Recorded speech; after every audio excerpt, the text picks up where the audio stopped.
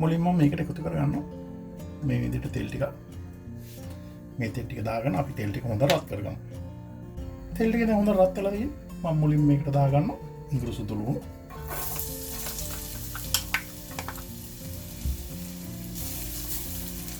ඊට පස්සේ ඒකට මම දාගන්න කරවිංච, අවු මිරිස්, මාළ මිරිස් ඒත් එක්කම රටු ලුණු.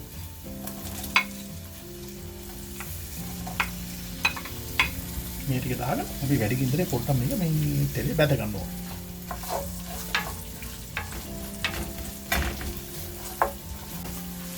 මේ විදිහට ලුණු ටික පොඩ්ඩක් ටෙම්පරාදු කරගත්තා පස්සේ දැන් මම බිත්තර දෙකක් එකතු කරගන්නවා. ඒකට මම දාගන්නවා ලුණු කුඩු.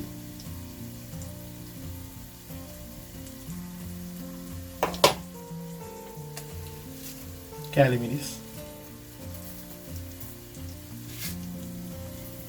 මේ විදිහට මිරිස් කැලි ටික දාගෙන දැන් මේක හොඳට පොඩ්ඩක් පිටරේ බැදෙන්න දීලා හොඳට කලවම් කරගමු.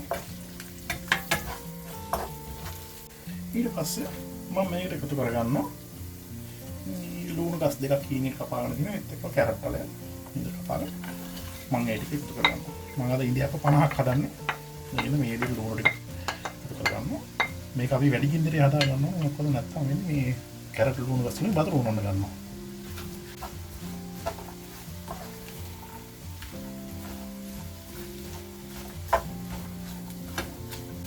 මේ විදිහට එළවලු ටික ටෙම්පරාදු කරගන්න.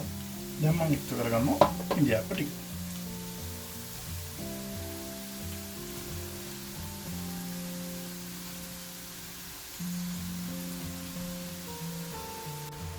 ඊට පස්සේ මම මේකට එකතු කරගන්නවා ඔයිස්ටර් සෝස් ටික.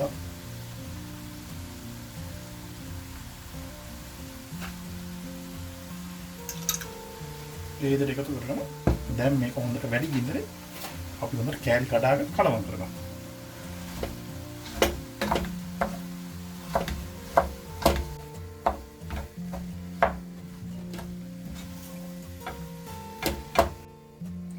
මේ විදිහට හොඳට කලවම් කරගත්තට පස්සේ මම එකතු කරගන්නවා කුකුල් මස් කෑලි. මම කලින් රෝස්ට් කරගත්ත කුකුල් මස් එකතු කරගන්නවා මේකට.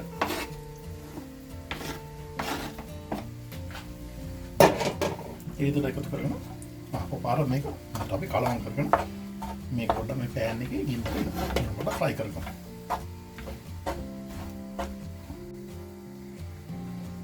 ඉතින් මේ විදිහට කලවම් කරගත්තා පස්සේ දැන් ඕන පේනවා මේ ලස්සන රසවත් විදියට අපි ඉන්දියාප කොත්තු ලෑස්ති. ඉතින් මෙන්න මේ විදිහට තමයි ඉන්දියාප කොත්තුවක් හදාගන්නේ. ඉතින් ඕගොල්ලෝ හදලා බලන්න. නැවත වීඩියෝ එකකින් හමුවෙන්න ඕගොල්ලෝ හැමෝටම සුබ දවසක්.